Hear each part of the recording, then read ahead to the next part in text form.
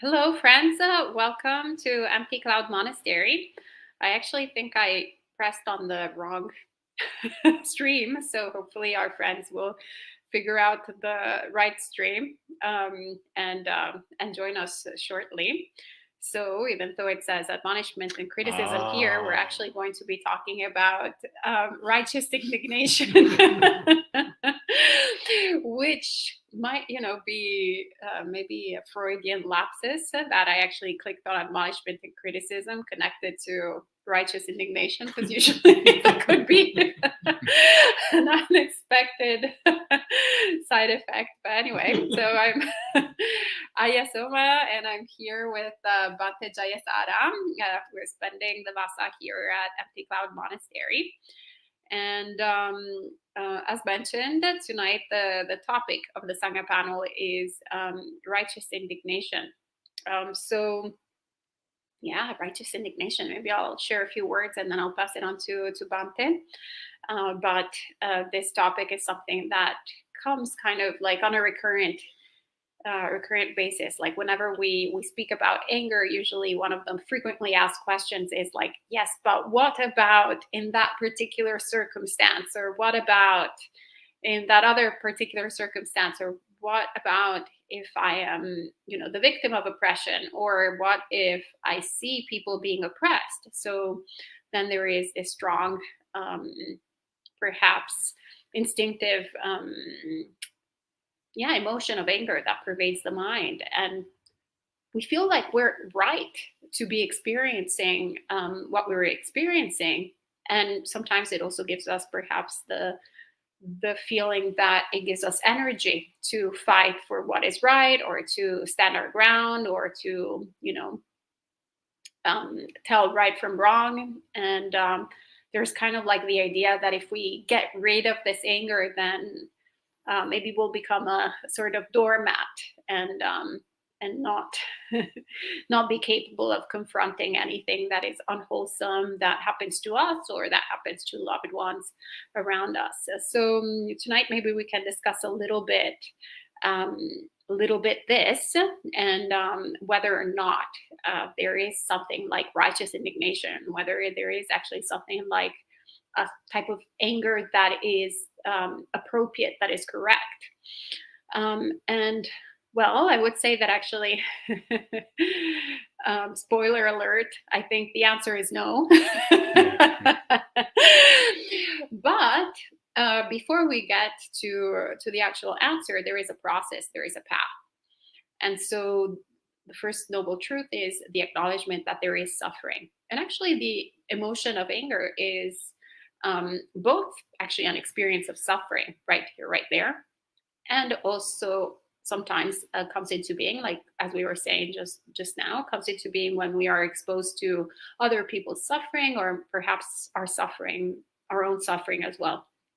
And so there's, whenever we are experiencing any type of emotion or any type of suffering, there's lots of things that are kind of like all this big bundle, big knotted, twisted mess.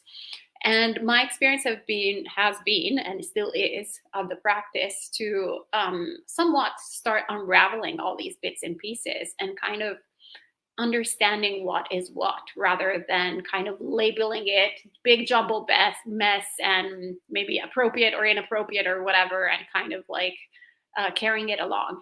Instead, we want to untie it, unwrap it, and see, okay, distinguishing wholesome from unwholesome, for example. Very good, very wholesome. Great, I want to keep that. Anger, not really great. Actually, it feels quite uncomfortable. Feels really terrible for myself, and actually, it's also unbeneficial for other people too. So we can go, okay, so critical thinking, yeah, that's great. hmm Yeah, maybe I want to nourish that. Maybe I want to cultivate that. Anger, maybe I want to starve that out. And instead of being perhaps propelled by in our actions by anger, perhaps instead we can actually find another sort of springboard. Perhaps we can actually cultivate the conditions for compassion to arise in the mind, and act for benefit and the benefit of others out of compassion. So it's a little bit a few words that come to mind on this subject matter.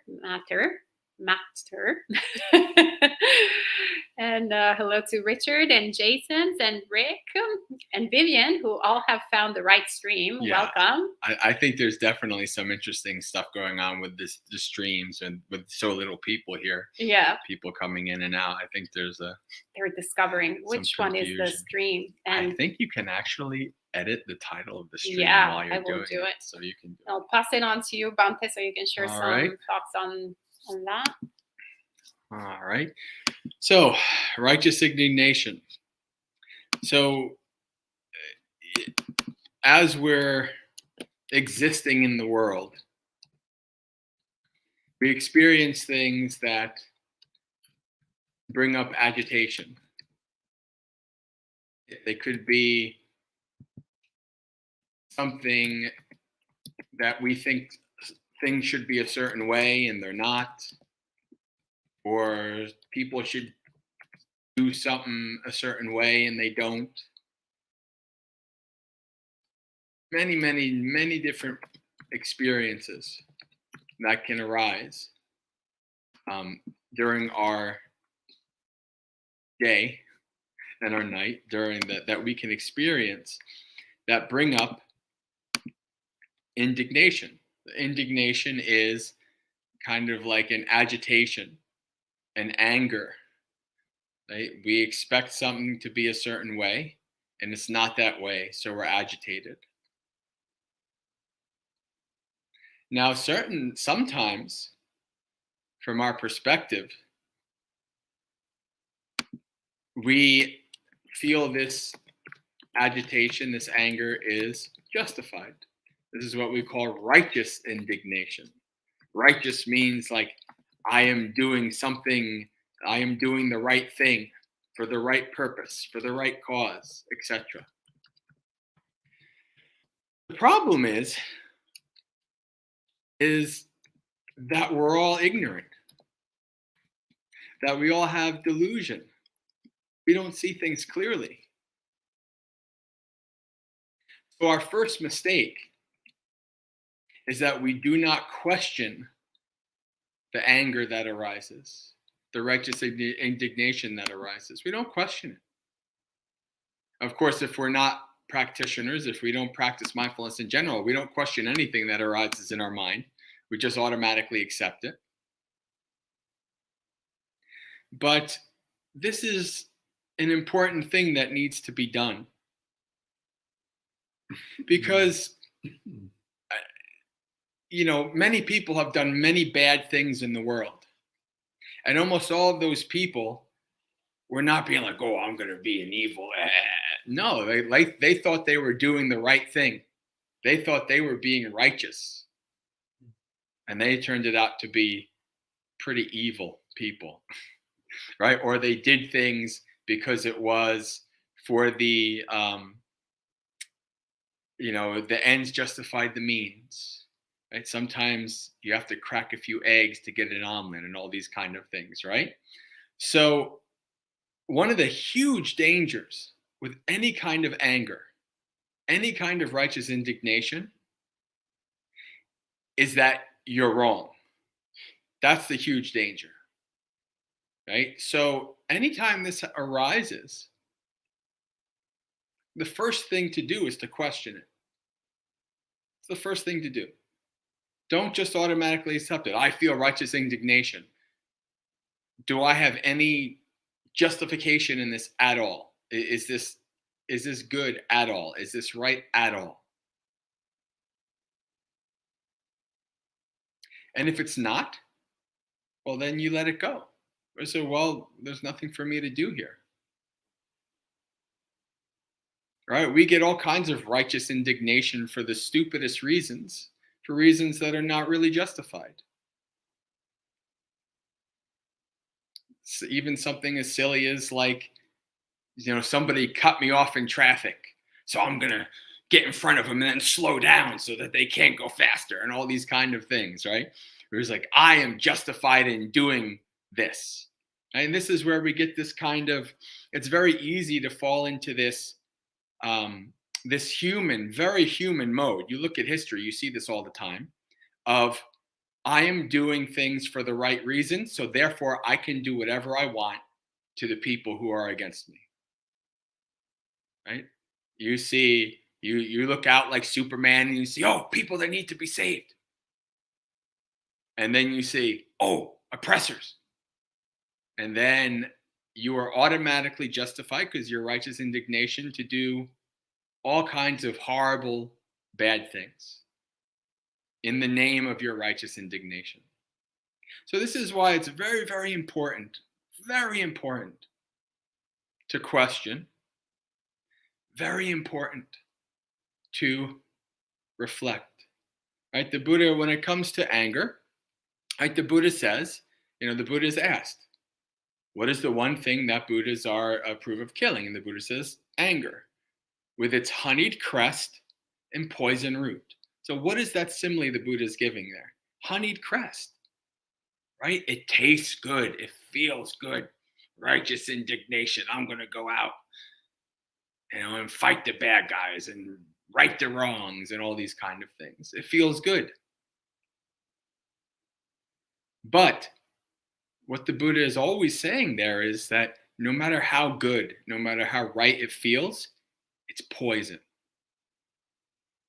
It's poison. So, what do?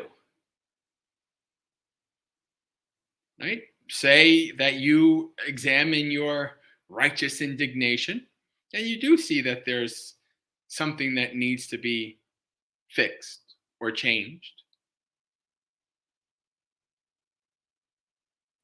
Even so, even if that's still true, the Buddha tells us quite clearly that when our mind is full of anger, when our mind is full of lust, hatred, all of these things, it's like trying to see our reflection in a pool of water, and it's boiling, or it's muddled in some way. You can't see your reflection. And the Buddha says, just like that, if you act out of anger, out of lust, out of all these strong emotions, out of fear even, then you don't know what's best for yourself, you don't know what's best for others, or both.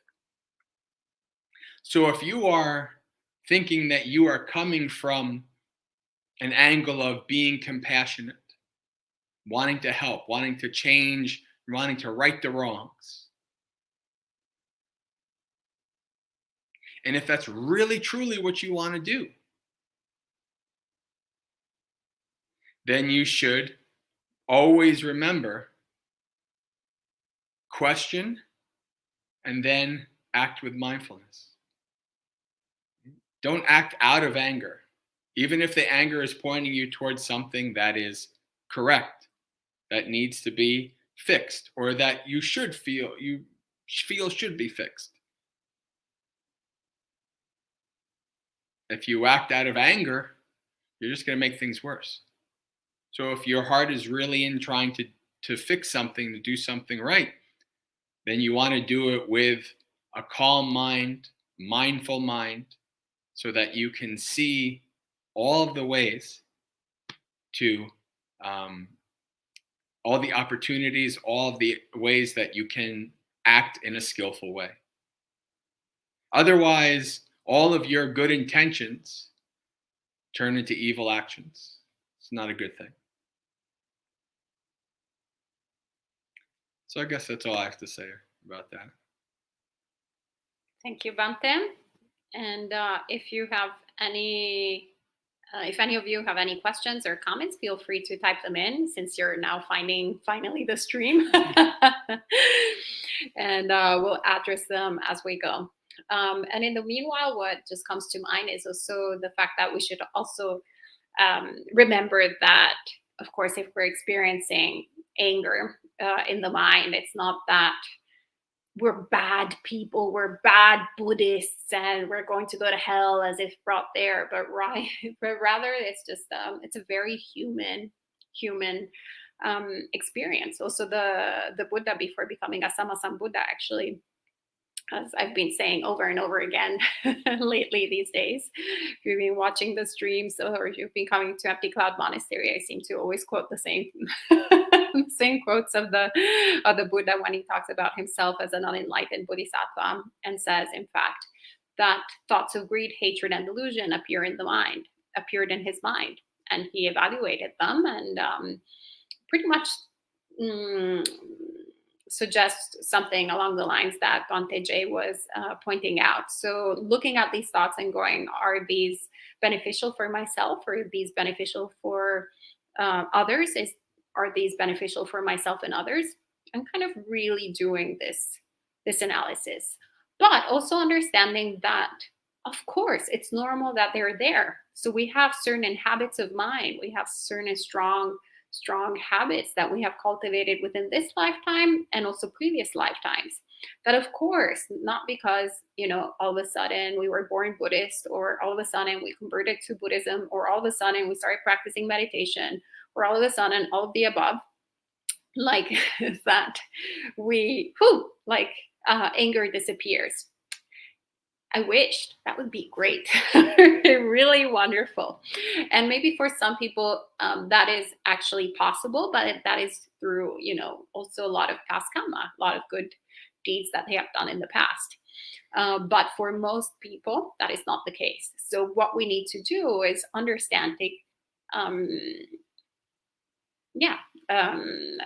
do you say in English? Look at this anger, look at this, like acknowledging it. That's the word. Acknowledging what is currently happening, seeing what it tastes like, what it looks like, what it feels like, understanding also the gratification, because it feels really damn good. You know what the honey tip of righteous indignation is? It's the righteousness. Righteousness is delicious. It's really sweet. Like high-end cuisine. But the poison root is, in fact, the anger. So when we actually also see the danger of it, the poison root, how it feels really bad, also physically, and not only in the moment when we're experiencing it, but also afterwards. So we actually have a lot of opportunities to really see the somatic, the bodily feeling, the Vedana, the unpleasant feeling of this anger throughout for quite some time, and also say, this is actually kind of really a big waste of time in the best case scenario, and quite harmful afterwards. Sometimes you can even have a stomach ache, or like all sorts of bad repercussions, even on the body, even on the health.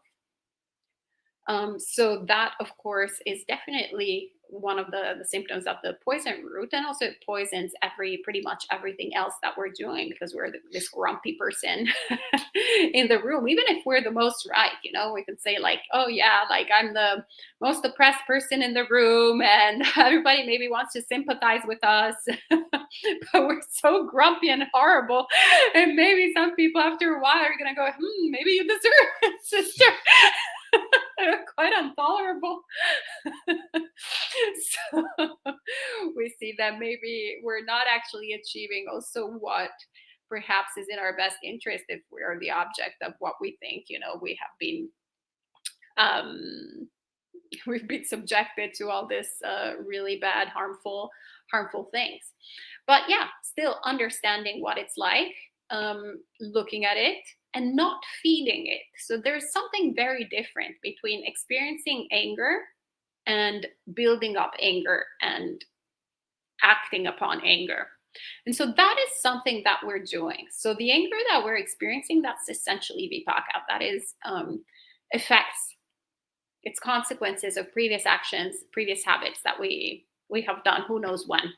So that's vipaka. And we can't really do anything once it has arisen, whether it's an action that we have done before, like 2 minutes ago, or 2 years ago, or 2 lifetimes ago, whatever it is, it has been done. So all we have is the result. But once we get that result, whether we act upon it or whatever we do, with it, that's new karma. So not acting upon it, for example, is new karma. It's a new action that will have a new result that leads towards a cessation of suffering rather than the increase of suffering.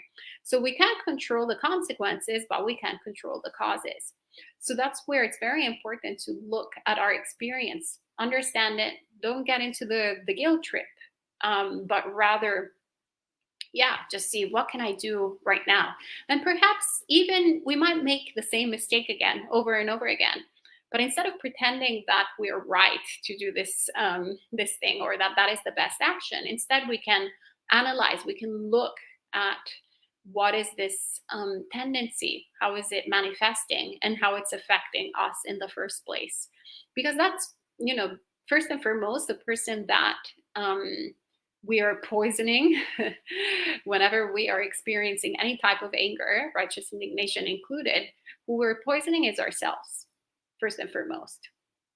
So we are the first people who are actually experiencing it, and we can see it for ourselves. And then, of course, it's not beneficial for anyone.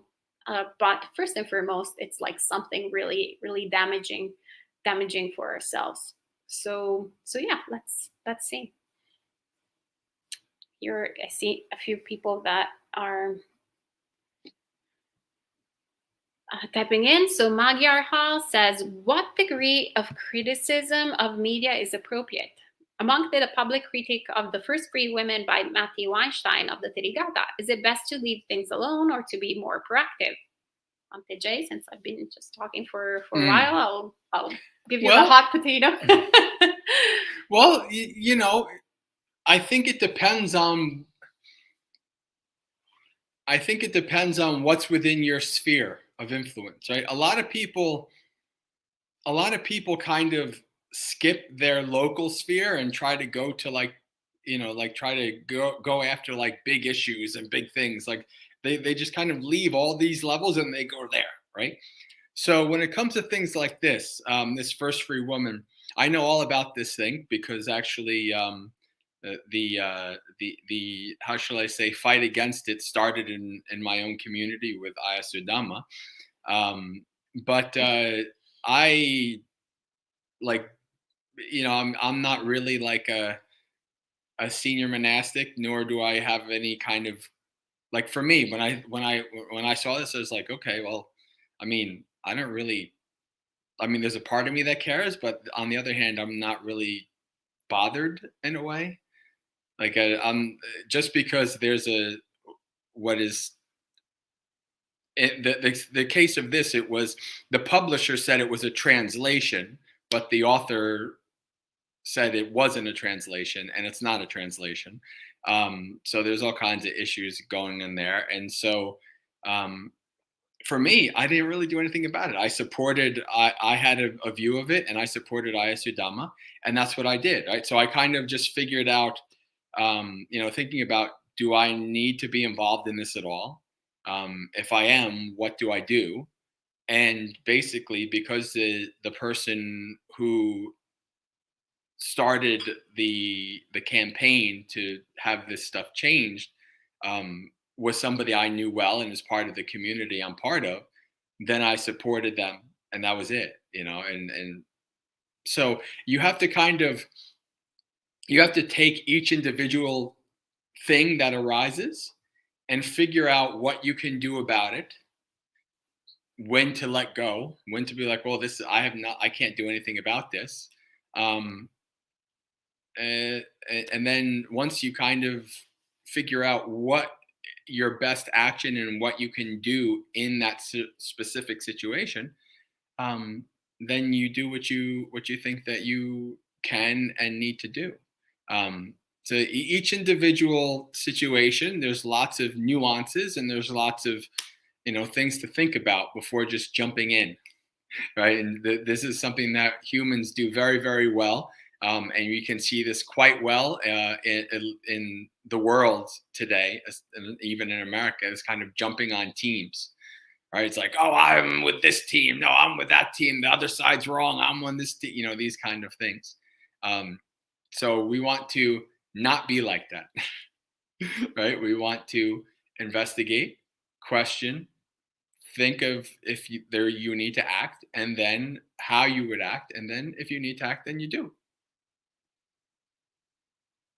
Thank you, Yeah. Bantim. Yeah, I would just add that based on your first question, what degree of criticism of media is appropriate, that also reflection on what is our intention. So, as Bante mentioned, it's very nuanced. So, really, the work is ours. We need to do the work to understand what is the intention. So, it's not that, getting back to the second part of the question, whether the monk who did a public critique of that particular book was correct in doing it or was wrong in doing it per se. And then we can kind of copy and paste like, okay, then from now on, I'm never going to go and do critiques, or from now on, I'm always going to do critiques. It's not really like that, but rather it's always investigating our motivation. So, for example, if we need to present criticism, is it actually because we want to share some information that might help others grow in Dhamma, or correct perhaps whatever kind of wrong behavior or wrong understanding they might have in Dhamma? And this, besides this book or any other book or media in particular, but rather any kind of situation, well, then in that case, it's very good to present our criticism. And this is actually kind of, maybe that's why admonishment and criticism appeared, because it's actually very much connected to that. And the person who receives that admonishment and criticism, if they're actually rooted in Dhamma, they will be really, really happy to receive that. I've always been very, very happy to receive criticism and admonishment whenever it was rooted in Dhamma, whenever people had my best interest at stake. And actually, in fact, there is all sorts of forms within monasticism where we invite people to admonish us, because once again, that it's kind of like everyone else has all this like insider information on all your defilements that your deluded self is completely oblivious about. So you're like, yeah, please give me some, give me more, I want to know all of it. So that's great. So if our intention is that out of compassion and the good welfare for either one person or many, then yeah, I think that's a very good thing good intention. If our intention instead is to humiliate whoever we think has done something wrong, or for everyone else to hate that person, to do either a public humiliation or maybe a just face-by-face humiliation, or to feel more intelligent, to prove how much better we are, more intelligent, more educated than the other person, or to kind of like look at the fault that they have made and just point on that just for the sake of being right, well, all of that gets into the realm of unwholesomeness. So yeah, when in doubt, shut it out. I would say. So yeah, there's not one size fits all, but rather there's investigation of the mind, which is the fun thing about Buddhism. And Rick asks, can you share some reflections on unhealthy spiritual idealism, and how this relates to righteous indignation? I have witnessed some practitioners who inflict their spiritual ideals on others. I don't know that this is necessarily connected to righteous indignation. Maybe righteous religiosity, but it doesn't necessarily have to do with anger per se. I think I've witnessed some practitioners who inflict their spiritual ideals on others. Yeah, well, I think that this is one of the pitfalls of any kind of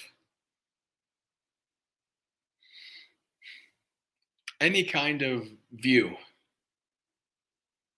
right? Whether it's Christian, Judaism, Muslim, Buddhism, whatever, you'll see people in that have various views that kind of are quite pushy about it. right? They're quite overbearing about it. And yeah, I mean, and sometimes that's done by the sword, and sometimes it's just done by words.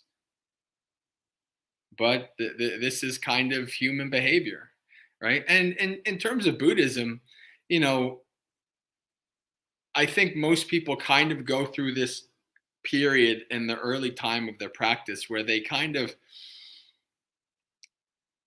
they become like a proselytizer and a debater, right? Like they feel so strongly about their newfound, views and traditions and things like that, that and they're not quite yet, like, they haven't gotten to the point quite yet where it's really firm and secure, where, like, if somebody comes and says the Buddha was stupid and didn't exist and there's no nibbana, and you're like, "Oh, no, it's not, that's not true," right? Where somebody who's a little longer is like, okay, whatever you believe, that's what you view, like, it has nothing to do with me, per se, right? So and when people are kind of in that, like, fundamentalist slash insecure kind of, you know um early days of something that's new and that has been beneficial to them, yeah, they can be like that.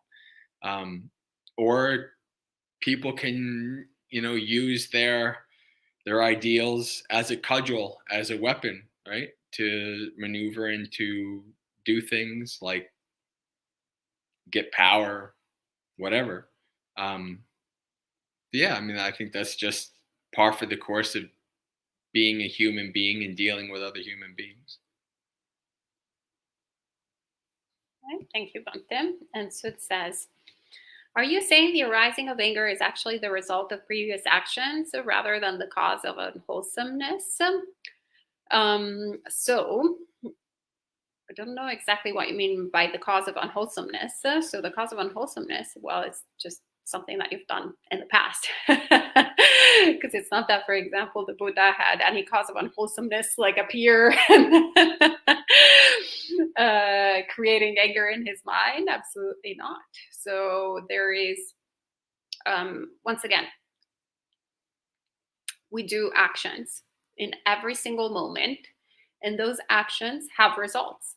I mean, this is not rocket science. Like, we kind of like accept that that's how we function in the world, like day to day. It's just that in non-Buddhist circles, we function that way for, I think, 80% of like our experience. And then 20% we're kind of like, okay, that's random, that's arbitrary, that's like completely not, there's no cause and effect. Instead, with Buddhism, we're like, actually, the 20% works exactly like the 80%. It's all interconnected. It all has principles of causality and nothing is random, which is great news, because since it's not random, since it's something that we have agency in, then that means we can actually correct it. That's why enlightenment is possible. It's something that we can actually put the conditions in order to get that result. It's not something mystical that all of a sudden we wake up and we're like, boom, well, I'm enlightened, or, or Bante J starts like spreading like some rays on me and I'm like, oh, enlightened. I mean, I wish it was this easy and great, but no, it's actually something that we need to understand that is dependently arisen. Right? If I want water in my glass right now, I need to pick up the bottle and need to create the conditions, pour the water, and like then I'll have water in my glass. But it doesn't just kind of like manifest on its own just by sort of wishful thinking. So yeah, whenever anger arises in the mind, it's something that we've done in the past. It's as simple as that. And when we understand that, we also understand that it doesn't belong to us. Like, it's not who we are. It's just something that we're experiencing right here, right now. And it's a temporary condition. So then we're left with, what am I going to do right now? Am I going to act upon this anger? Or am I actually going to do something else? Not act upon it, which is another form of action. That though leads to a very good result. So I hope that that answered your question. I don't know if Bhante, you have anything else to add. No, I think that was good enough. Right, and Magyar Hall says, what about criticisms of Dhamma teachings? Some suttas mention not to argue about Dhamma. If someone is wrong and disagrees, it is worth addressing to correct the mistake. I think they're talking about only this is true, everything else is wrong. One of my favorite stanzas in the canon. Yeah. Is it worth addressing to correct the mistake? Depends.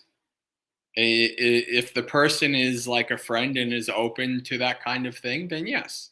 If not, then it's fine. Just don't try to beat it into them, right? Don't try to, what's the old saying? You can lead a horse to water, but you can't make it drink, right? So, and we're not like Christians. Right, like for Christians to try to get somebody to be saved so they don't go to hell. I mean, that's kind of like an eternal thing, especially if like their relatives, like they don't want to, like, I don't want my relative to go to hell forever, so I have to make sure that they're saved and become a Christian and stuff like that. As a Buddhist, like, well, yeah, I mean, yeah, they have wrong view. I have wrong view. They might go to hells, but yeah, eventually they'll maybe become awakened. Who knows? Like, you can't really like own somebody else's karma, So I'm not going to try to go out and try to force. You have wrong view, like Aya says in the same. This is you don't know the Dhamma. What you said first should be last, and what you said last should be first, and go off and rescue your thesis and things like that. No, that's a waste of time. That's a waste of time. One of my favorite sayings from the Buddha that I reflect on often is the Buddha says, "Bhikkhus, I do not dispute with the world disputes with me. A practitioner of the Dhamma does not dispute with anyone in the world." And that's an ideal to live by. That's like, oh yeah, why am I wasting all my time going on the internet and fighting on the forums or Twitter or whatever? You don't have the right view. I have the right view. You should all these times. There's not enough time in life to do that. So if somebody has the wrong view, and no, I'm not gonna like try to go out of my way to try to force them and say you have a wrong view, yada yada yada. Now, I mean, if there's somebody I engage with, and there's somebody who I who might listen to me and who is like part of my community, or like who I'm living with or something like that, and I feel like maybe I can kind of over time talking to them, and we can have a discussion, and then maybe like something might arise from that. That's one thing. That's a different thing.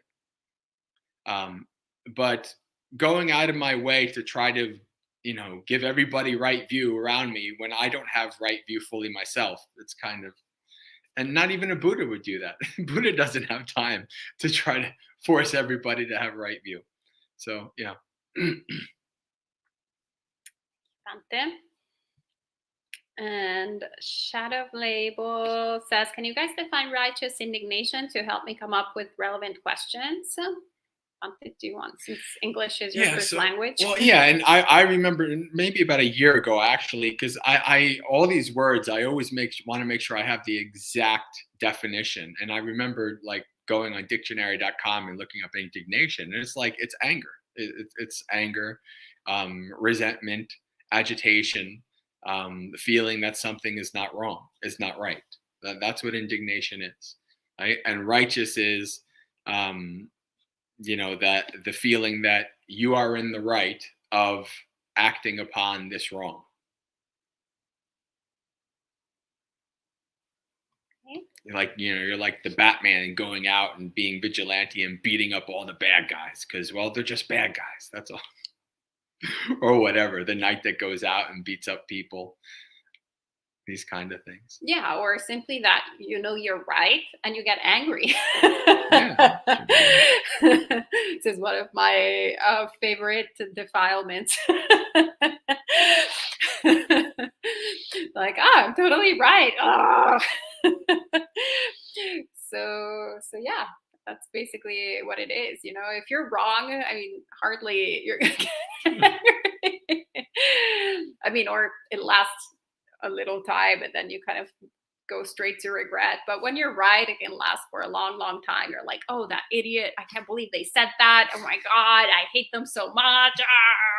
That's where understanding the nature of being in the samsaric state and lots of compassion and metta comes in. Yeah. I'm so glad to this practice because I stopped spending so much time just hating righteously things. It's such a waste of time. The other thing is that like we have, a day that is like 24 hours. As a part of it, we need to like sleep. So like that's already, not, you can't really use it that much. All the rest is literally how much time do we want to invest in things that are wholesome and how much time do we want to invest in things that are unwholesome. So when we actually think about it that way, we're like, okay, I'm allocating. Yeah, allotting. Yeah. Not good. That was the first time I used allotting. Yeah, very good. Allotting this time for anger, and then you're like, wait, what? That's crazy. Why would I do such a thing? Oh, let me free it up. Oh, I can do some loving kindness meditation. Oh, that feels much better. Oh, that's great. Yeah, that's much better investment. I can see on somebody's schedule from 3 to 4. That's my allotment for anger. It was like 1984. There's like 3 minutes of anger. Now everybody's angry during these 3 minutes. Yeah, but I feel like that's also the process of mindfulness, because then all of a sudden you start realizing how much time you waste on like stupid things in general, and then like harmful things. You're like, okay, this is not only like stupid, but it's also harmful. Like, I'm completely insane. I think some of these are probably best for tomorrow, to be honest with you. So Kumu says, how best to handle people born Buddhist but don't consider them practicing when they expect us to have 100% sila at all times? I guess this is not really, I mean, it's kind of connected to what I was saying earlier, so I will address it. Well, to understand that, what are you going to do? I mean, we have robes. So if you think you have a little bit of pressure, Kumu, just put a robe on. As soon as you put a robe on, everybody expects you to behave like a fully enlightened being. Except that the Buddha says clearly that if all it took to become enlightened was to put a robe on, then we would go where babies are born, and the moment they're born, and we wrap them up with this like ochre cloth, and bam, they would like all become enlightened. So obviously it's a process, it's a practice. And these are all sila, samadhi and prajna are all to be developed. So of course we need to be realistic with ourselves, that, as I was saying earlier, that it's a path. It's not just a pill that we swallow it, anger disappears, but it's a path and it's a practice. So we need to understand that all of these defilements of mind, first we need to see them, learn them, and let them go. And we also need to understand that people will have all sorts of expectations from us and from themselves as well, right? That they're not acting like proper Buddhists, or they're not acting like, fully awakened beings, even though clearly they're not fully awakened beings. So you can't control others, but you can't control yourself. So you can relax with yourself and go, okay, yeah, I'm unenlightened and I messed up. And what am I going to do about it? I just, take these precepts again and, commit to practicing the teachings and not be bothered too much with what others are saying, or like too many expectations that they have. Or you can just apologize and say, sorry, I'm not enlightened. I'm glad that you have perfect sila all the time. Let me know if you have any advice actually to share. Maybe actually you're surrounded. You think they're not practicing, but they're actually all enlightened beings. Who knows? And Bhante, I don't know if you have any suggestions. No, I think that's fine. Okay.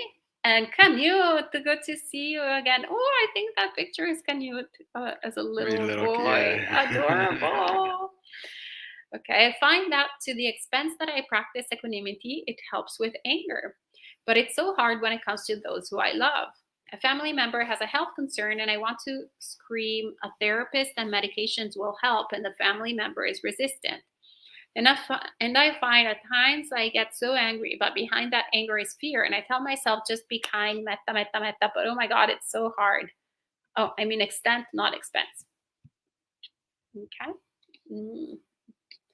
Well, I'll just say one thing and then I'll pass it on to Bante J since I've spoken a lot. But the classic, never ending, always timeless saying that we have in monasteries: when you think you're enlightened, go and see your family, or have your family come and see you. I mean, I'm like, to my parents, well, my mom is currently here, but my parents are, spending the summer here in close to the monastery and at the monastery. And wow, I'm like, oh, I really need to work on this. I need to work on this. And whoa, I thought I had overcome this, but look at this defilement that is coming up. So yeah, of course, like we have so many attachments with all our family members, and we have the attachments that we remember in this life, but most likely for countless lifetimes we have developed those like strong bonds. So it's really difficult to deal with. And yeah, be gentle with yourself, try your best, and sometimes you'll scream because you can't you just can't help it. And then you're like, okay, well, that sucked and that wasn't really beneficial. And then you commit yourself again to the path. But Bhante, maybe you have other. All right, my friend. So I would say that you have wise words. I just thought sorry. The wise words that you said here is you understand where this is coming from. You said, and I find at times to get so angry, but behind that anger is fear, right? So this is something that like a meditator can see, right? An average person might, I'm just angry, they should do that. But then I realize actually what's driving this is fear, right? So that's really it's not necessarily in that situation that you're working with your anger, you're working with your fear, right? That's what you need to work on in that situation.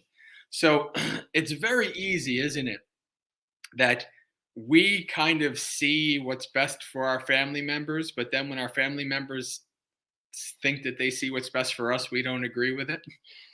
All right, we don't see it. It's like, oh, they're just trying to be overprotective or being annoying or whatever, right? So this is one of those things where this family member, what can you do? Right? So, a situation like this, if they do need that kind of help, being pushy about it or bringing it up in ways that bring up defenses. As soon as those defenses are up, it's done, right? Anything that you try to do, it's not going to work. You have to retreat. So the idea is, how do you help them see that they need help for themselves in ways that are subtle, beneficial, and not going to cause that defensiveness to arise.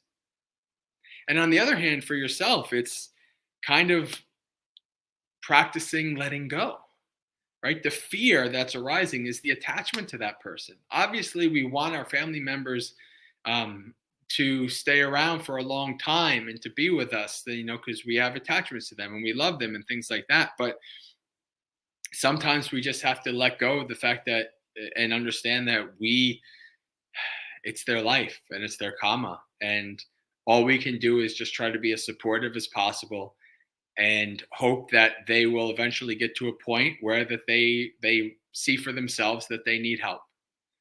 Right? And sometimes they need to have some kind of a scare or some kind of thing happen to them to shock them into that. Until then, it's working with the fear, working with letting go, and understanding where the anger is coming from. Thank you, Bhante. And Rick asks, can we apply principles that are commonly used to maintain harmony in the community to heal or overcome the harm that is done when someone in the Sangha is fuming with righteous indignation? Answer this. Principles used to maintain harmony in a community to heal and overcome the harm. Well, so it depends on what you mean by principles used to maintain harmony in a community, because there's lots of ways that you can, a community can seem harmonious or having the same view and such, but really what's happening is like there's authoritative, pressure from the top, or there's all kinds of reasons why a community might seem harmonious, but it's really not, right? So, the harm that's done when somebody in the Sangha is fuming with righteous indignation. I think a lot of times, if somebody's in a situation like that, what really helps is just being able to being heard and knowing that you're being heard. I think that's an important thing, right? That you might not be able to actually do something for them, but the fact that they can kind of vent to you is a good thing, right? Like that you can, that they can come in and talk to you, right? And kind of vent their frustrations. And that venting actually can often kind of help a person come to a more equanimous state, right? And then think more mindfully and more clearly.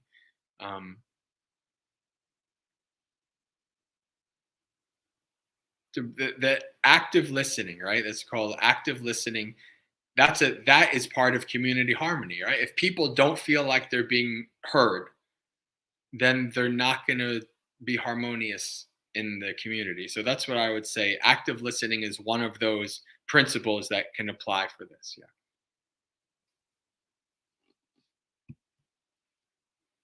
And Sud asks, is this related to dependent origination? Anger arises, I guess it's an unpleasant feeling in the mind. Then there is craving to change the situation and we act on it. Then transforms to becoming the angry action and thereby causes more problems. Is this the correct way of understanding? Then I guess not acting on the anger and not owning it, I guess, would result in pleasant becoming.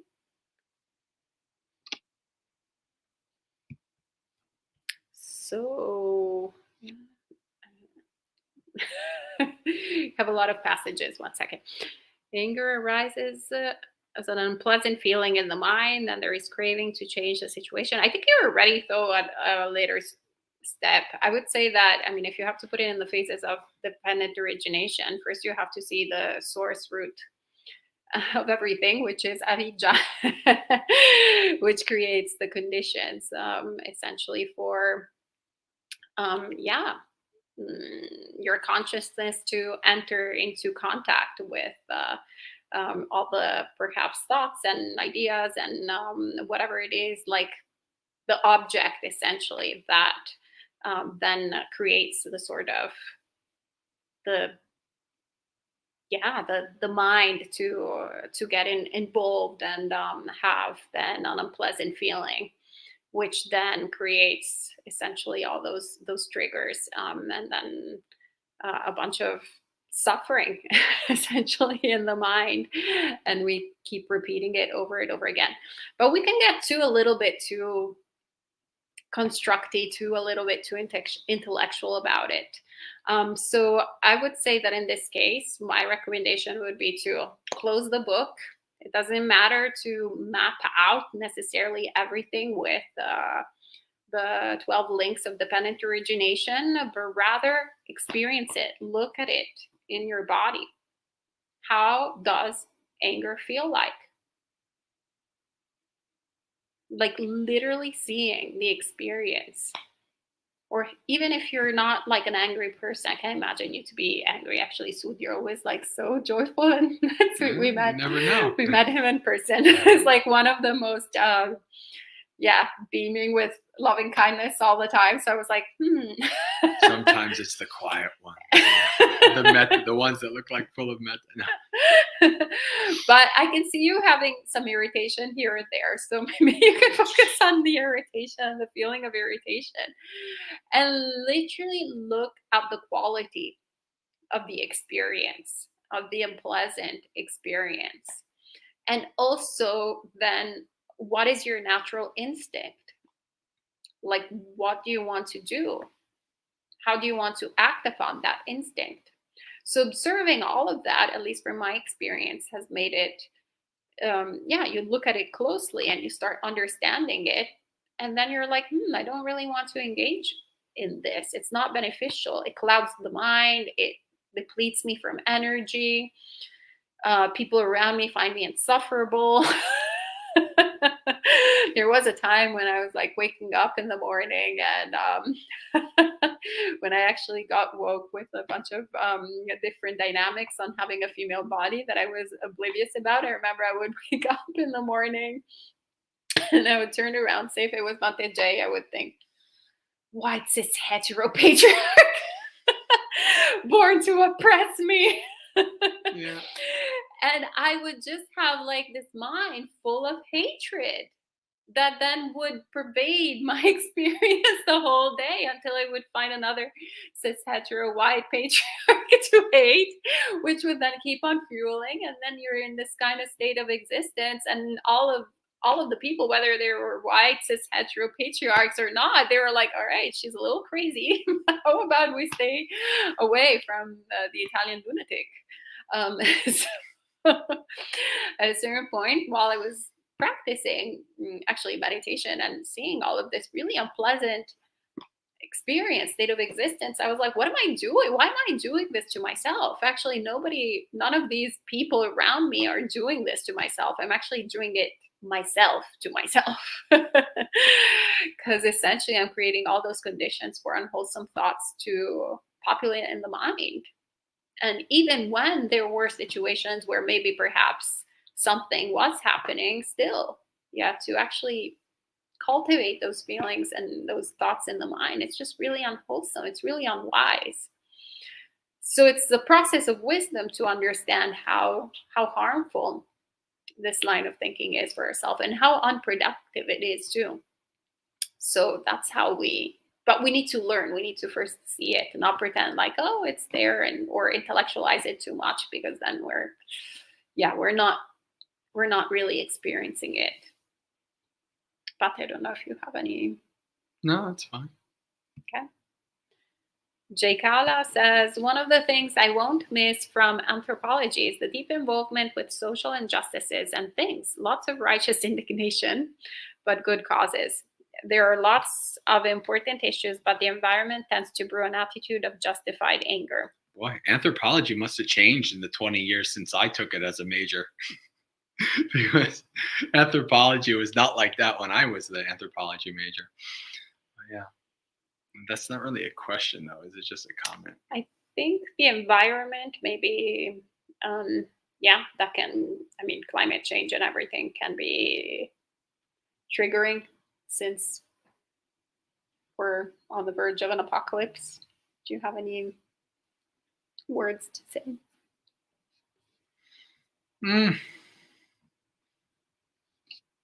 No. Okay. Maybe Jake Ala, if you have a specific question, then Bhante will address it. What I would say is this. Any kind of issue, any kind of thing that's happening, try to be as diverse as possible in understanding like the different views of what's happening. That's all I'm going to say. It's like never trust just one group or one thing. Try to learn and try to listen to all the different sides of any situation. And that can help you to come to a bit more of a nuanced understanding of things. And I think that can also help you to be less wrapped up in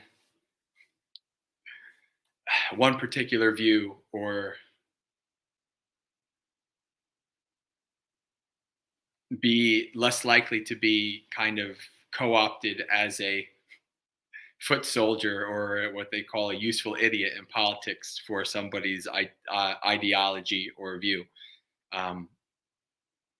So the more you learn about a subject, the more you understand from a variety of different ways, the less fearful it gets. Right? The more you know, the less fear. And even if it is something that's quite strong and dangerous, still less fear. Because the more the more that you know how to face it, and then fear goes away. Okay, thank you.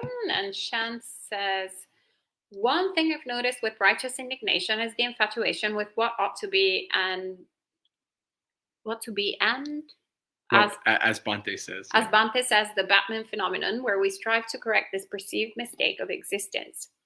Should we aim to let go of this perception of what ought to be and instead accept what is and do what we can skillfully? Well, Ness and Yo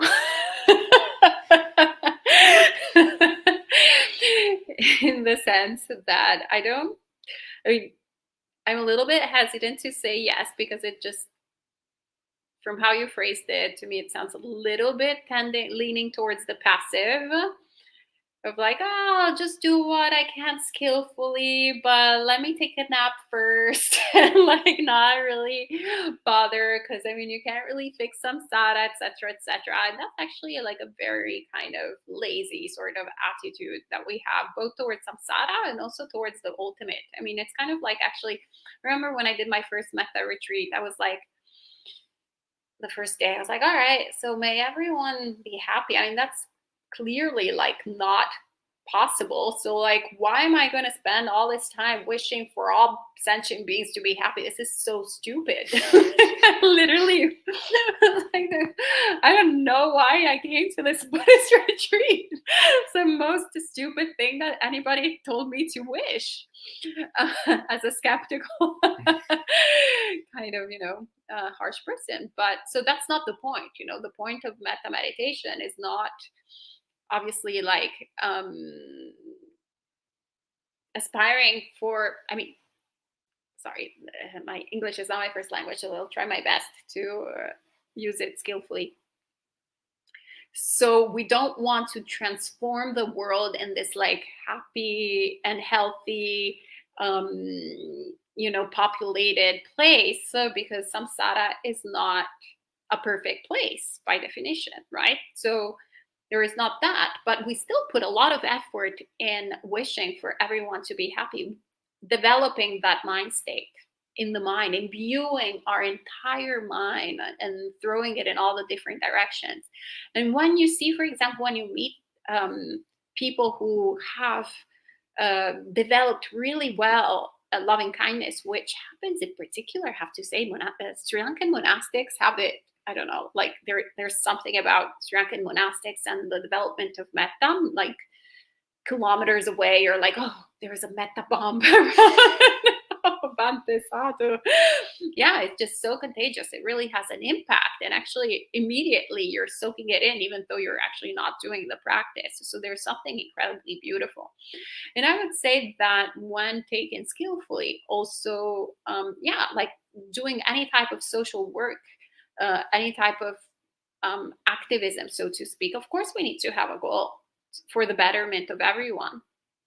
I wouldn't have rights, actually, if there hadn't been so many women in the past century that in America fought for the conditions for me to have rights when I was a layperson, and also a lot of women who actually did lots of work and fought in order for me to actually be capable of ordaining, just like the Buddha had allowed people with my body to ordain, and his body as well. So that's awesome. That's great. That's wonderful. And all those people made incredible good karma, really good actions that were for their benefit and the benefit of many others, including myself. So obviously there is a tangible effect.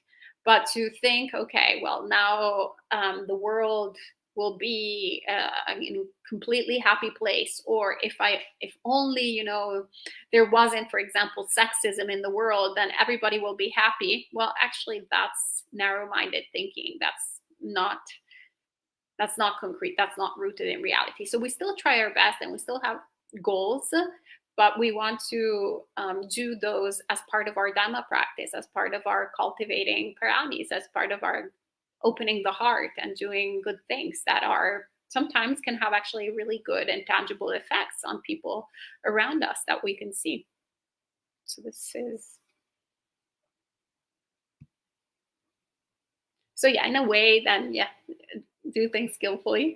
But I felt like I needed to add a few more words.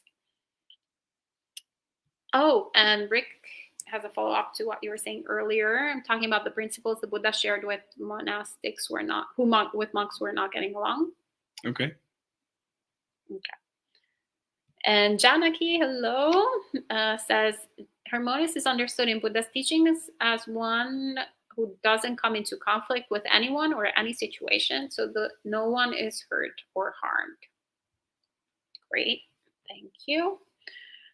J. Lyles says, if one has unintentionally given instructions that led to harm and been informed of this outcome but ignored it, continue to give those same instructions, is it still unintentional? Okay.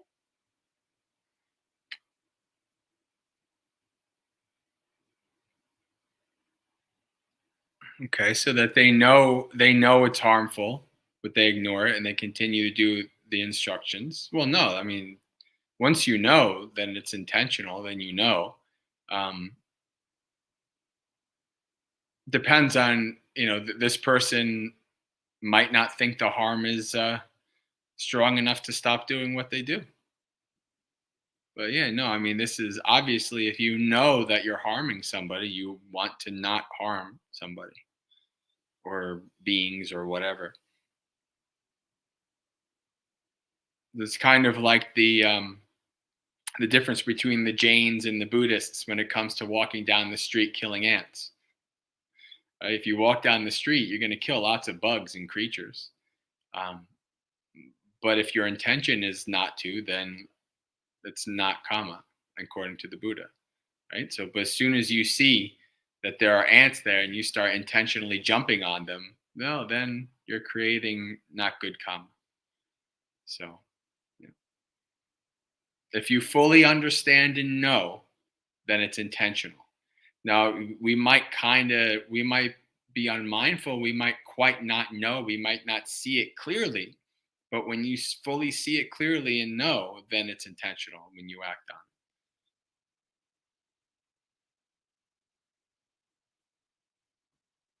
Right, and Rick says, can you speak to the relationship between righteous indignation and conceit?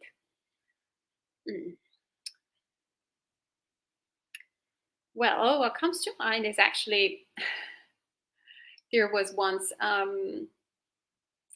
actually a situation where I had kind of had to mediate it, and it was actually during a retreat, and this woman came and told me that she was having problems with another woman at the retreat, and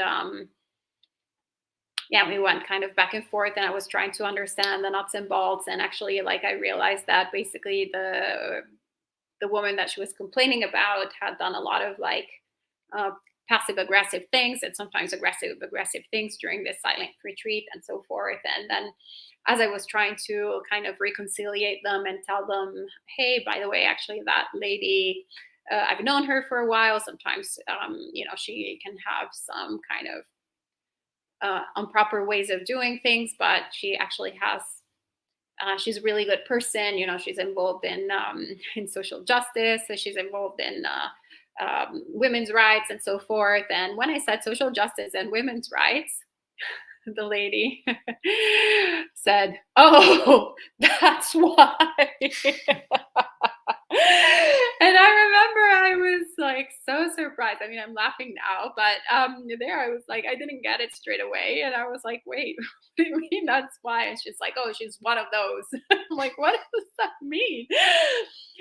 And apparently, I don't know because I'm also not American, but anyway, so there is a kind of dynamic that I realized that can happen when we, because actually that the person that was doing all these unskillful sort of actions during the retreat is also someone who fosters a lot of righteous indignation. She's very smart and she knows a lot of things, and she has read pretty much any book on, on social justice that is ever possible, like very knowledgeable person, and has also very good commitment. But I feel like yeah, once again, the teachings of the Buddha are really powerful in the way that they explain to us what essentially also this other lady was kind of pointing out. And I realized later on that sometimes when you are nourishing so much those crazy defilements, when you're nourishing this anger so much, then it really ends up poisoning you. And instead of actually seeing clearly, understanding fully what you have on hand, what you have, your experience, you actually start developing a conceit of superiority towards everyone else, a conceit of thinking that you're the only one who's right and everyone else is wrong. And perhaps then you actually even turn into the oppressor. You start actually acting like the people that you're complaining about and reenacting essentially all the different things that you've read in the textbooks, but you're so oblivious to your actions because of this mix of like righteous indignation and conceit of superiority, of like, oh, look at all of these people are all so awful. You know, how often, like, it's so commonplace, for example, to find people that, yeah, perhaps are very rude and like are very grounded in terms of sexism, but they're completely oblivious to their racism, or vice versa. People who are completely, knowledgeable about racism and completely clueless about sexism, and actually acting upon it over and over again. So essentially, I would say that what is more interesting question is not like um, what is everyone else doing wrong, but rather what is the ism that is currently present in my mind? How is it manifesting? How am I oppressing people, if I'm oppressing people, or how am I discriminating on people? What are the prejudices that I hold? Those are actually extremely important questions to ask. How do they manifest? Am I acting upon them? Am I doing things that I'm not aware of? All of this process of that investigation is essentially, yeah, doing Dhamma work. But if we instead think that we are, kind of like the Messiah and we're all like right, whatever kind of, then it becomes a view, essentially. Only this is true, everything else is wrong. But instead, if we approach others going like, maybe they might be right, or what do they have to say? And we kind of go there with that attitude, maybe then we'll learn something. If not about the subject matter, we'll learn something about ourselves.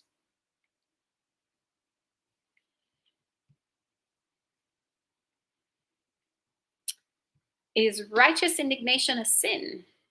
Karma. That's it.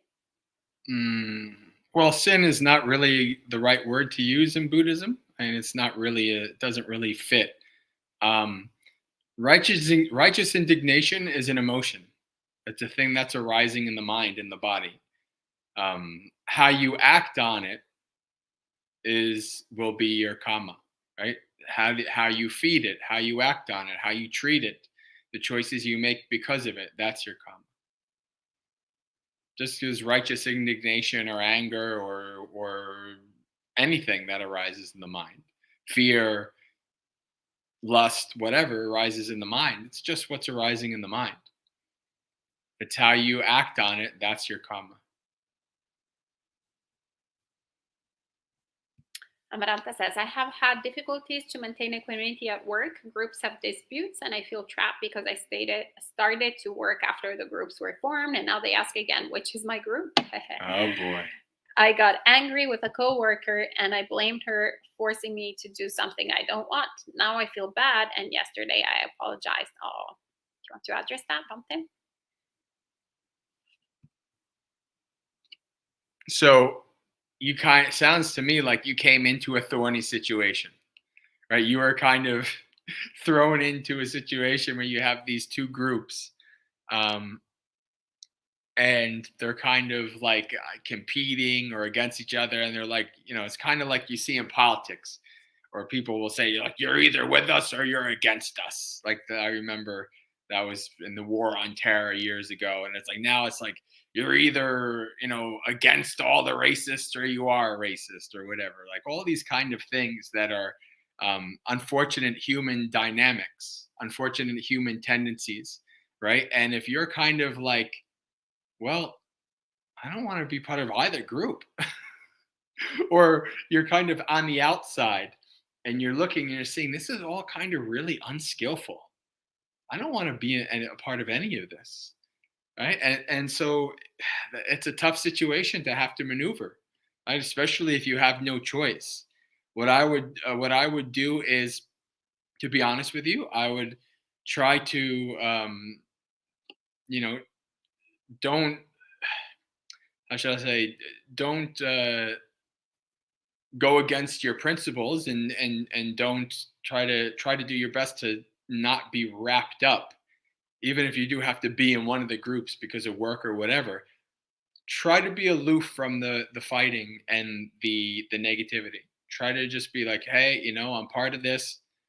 I have to be a part of this group or whatever, but I don't have to be join in the attacks about the other group, or the indignation about the other group or anything like that, right? So try to maintain your principles and be as aloof as possible in the situation while still having to do what you need to do. It's not an easy situation, and I don't envy you that situation. Mindfulness and try to do the best. Yeah, sending you much metta, Maranta. And Julie says, what did the Buddha say about the speed of karma? It seems as though the outcome of my karma is speeding up as I'm following the precepts and doing mindfulness meditation. I feel like I'm playing a role in social situations because there is an increasing gap between the wisdom I'm developing from meditation to the conversations happening in samsara, like at my work. Where do we say it is considered lying and therefore breaking a precept? I'm careful not to manipulate or mislead, but I feel a little fake by playing this role. Oh, Julie says, I'm sorry, this is for mock chat. Okay, great. Yeah. Bring it up tomorrow for mock chat. Yeah, we are actually, wow, we are coming close to the end already. Yeah. This has moved quick, so. Yeah. And Sud says, Dear Venables, what is the difference between righteous indignation and knowing and acting against injustice in this world? What is the difference between righteous indignation, knowing and acting against injustice in this world? Well, I mean, knowing and acting against injustice, there's no anger in that sentence, or indignation. And righteous indignation, you can toss the indignation. Maybe you can keep the righteous if you're actually right, but also you can toss the righteous altogether. And just know and act against injustice in the world. That's as simple as that. Yeah, you don't need one for the other. And Sean is saying, to clarify, my belief is we let go of the perception of what ought to be, then we can still strive for goals without also suffering when expectations and reality don't match. Expectations equal suffering. It's the way it is. Yeah. It's, we're on the same page. And Jay Lai says, in the suttas, Vinaya, we sometimes see lay people criticizing the actions of bhikkhus and the matter being brought before the Buddha for resolution. Is this online, in this online setting, without the strength of local community, how should lay people shed light on misconduct in the Sangha?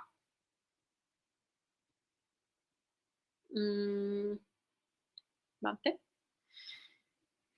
I think one of the best things to do is, if you think that a monastic is doing some kind of misconduct, is to bring it up with other monastics that you trust, right? Talk to them.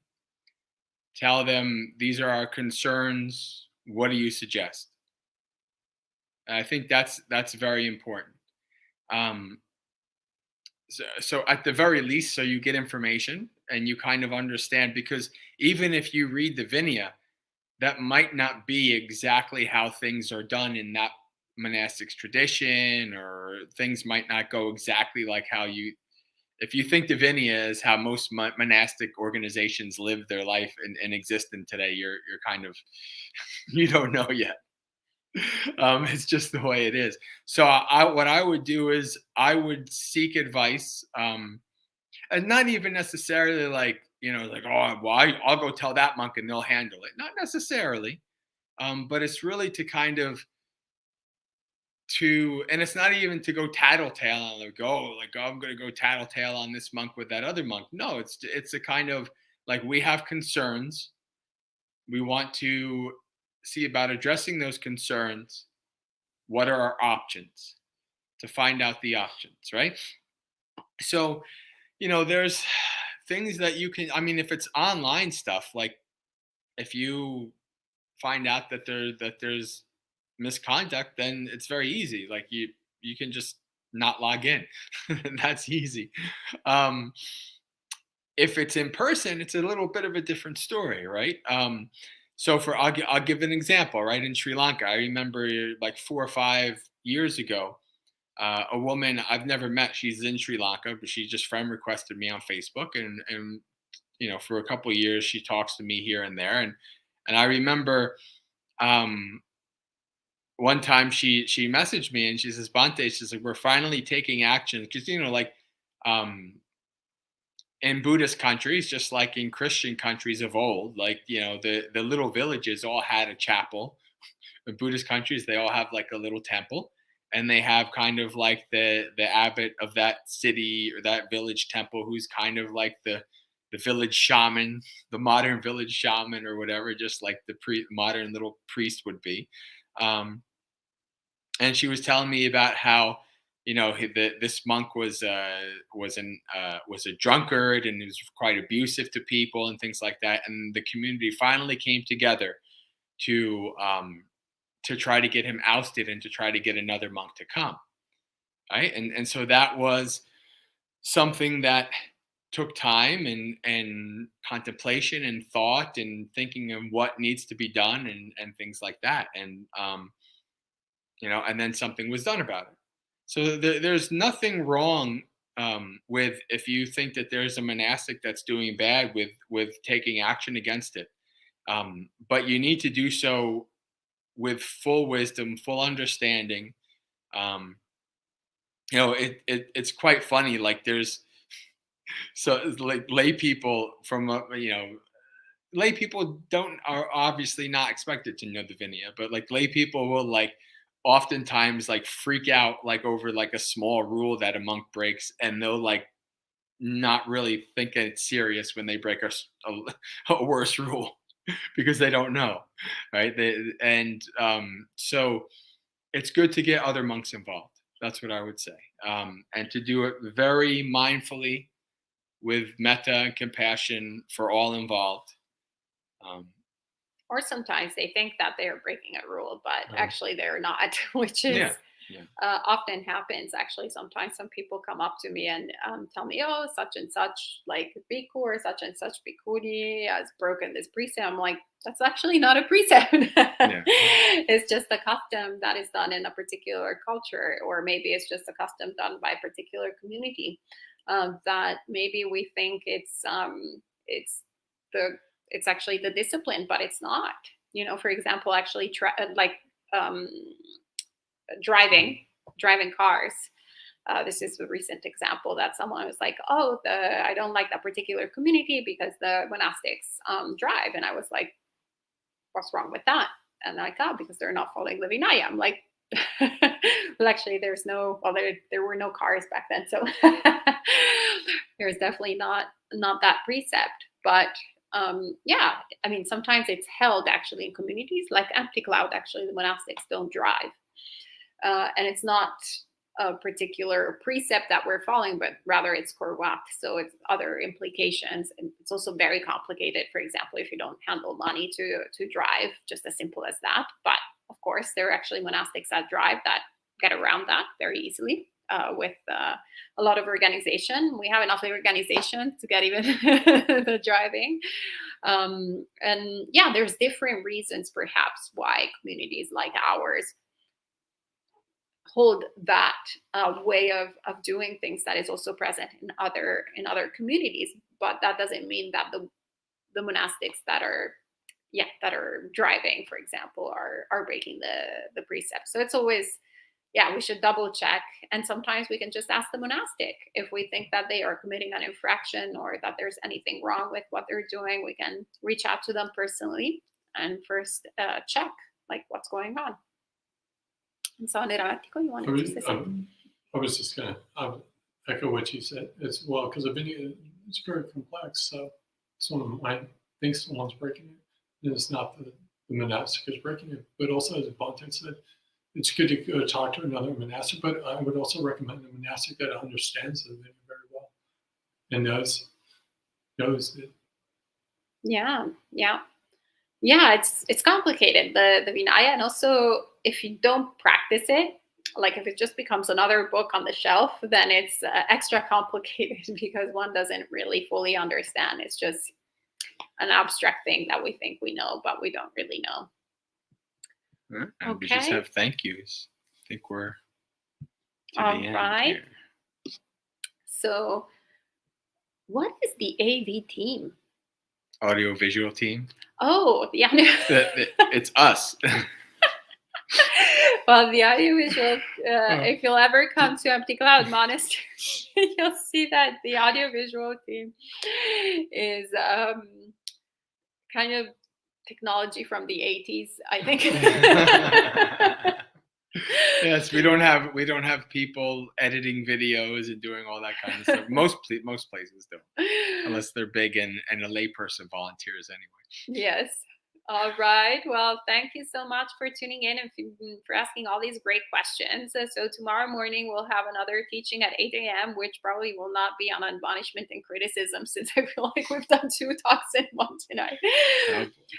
So we'll pick another subject. And then tomorrow evening, there will be monk chat. So we look forward to seeing you all at both times. All right. So we can end with 3 sadhus. Sadhu, sadhu, sadhu. May you be well and happy, and may all good things come to you.